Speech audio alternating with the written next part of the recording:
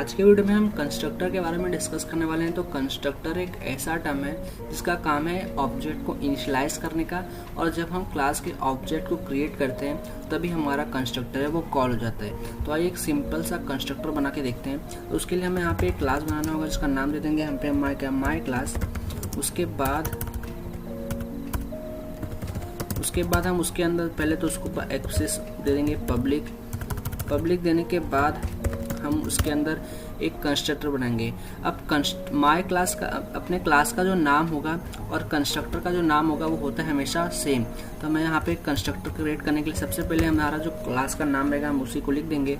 उसके बाद यहाँ पे हम ऐसा पैरेंथेसिस इसको देने करली ब्रैकेट देने के बाद यहाँ पे उसका करली ब्रेसेस ओपन कर लेंगे। तो हमारा ये जो है इसको कहते हैं हम कंस्ट्रक्टर। अब यहाँ पे हम ज़्यादा कुछ नहीं करेंगे, हम सिंपली सी आउट की मदद से यहाँ पे इतना लिख देंगे कि आई एम इन कंस्ट्रक्टर।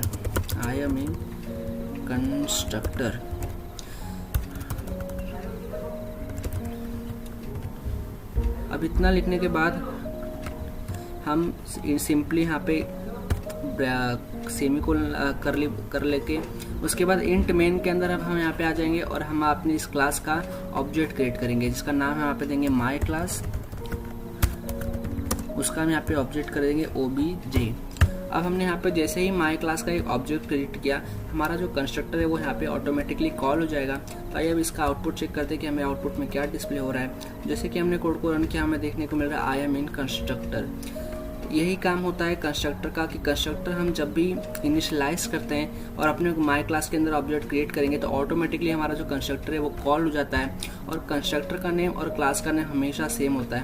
तो आइए सिंपली एक और हम इसी के अंदर प्रोग्राम कर देते हैं जिसके अंदर हम यहाँ पे पब्लिक के नीचे हम एक 3 वेरिएबल क्रिएट करेंगे, इंट x, y, z। हमने यहाँ पे 3 वेरिएबल क्रिएट किया x, y, z। अब कंस्ट्रक्टर के अंदर हम सिंपली तीनों की वैल्यू दे देंगे। x के अंदर हम मान लीजिए यहाँ पे देते हैं 10, y के अंदर यहाँ पे दे देते हैं हम 20, और z के अंदर हम कर देते हैं x प्लस y। अब जैसे हमने यहाँ पे x प्लस y कर दिया, z के अंदर यहाँ पे x और y की यहाँ पे वैल्यू स्टोर हो जाएगी। अब ऑब्जेक्ट के अंदर यहाँ पे हम मेन के अंदर हम यहाँ पे सी आउट की मदद से उसको यहाँ पे डिस्प्ले करने की कोशिश करेंगे कुछ इस तरीके से। हम यहाँ पे लिखेंगे ऐड, उसके बाद हम यहाँ पे लिखेंगे obj.z। अब जैसे ही हम इस कोड को वापस से यहाँ पे रन करके देखेंगे तो हमें क्या देखने को मिलता है ये देख लेते हैं। अब देखने को मिल रहा है हमें आई एम इन कंस्ट्रक्टर, और हमें ये जो कंस्ट्रक्टर है वो हमें x और y की वैल्यू को ऐड करके दे रहा है जिसको कहते हैं हम अपने ऑब्जेक्ट को इनिशियलाइज करना। तो आई होप अपने आज के वीडियो में काफ़ी कुछ सीखा होगा। ऐसे इंटरेस्टिंग वीडियो के चैनल को सब्सक्राइब कीजिए।